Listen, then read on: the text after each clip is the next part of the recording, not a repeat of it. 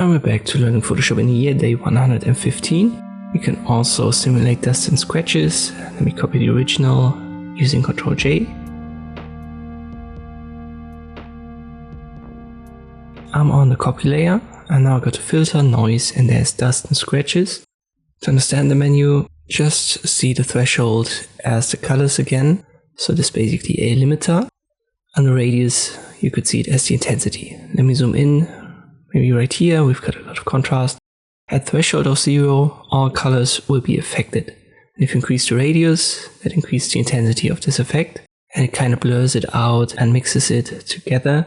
And if you increase the threshold, you can see it goes to 255. So from 0 to 255, these are 256 colors. This is our color range.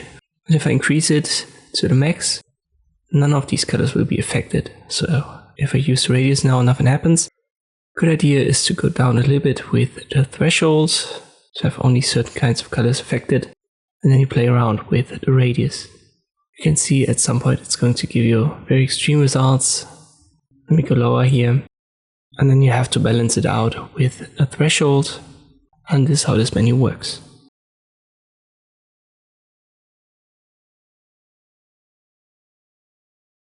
I hope this video was helpful. Thank you for watching, and I'll see you next time.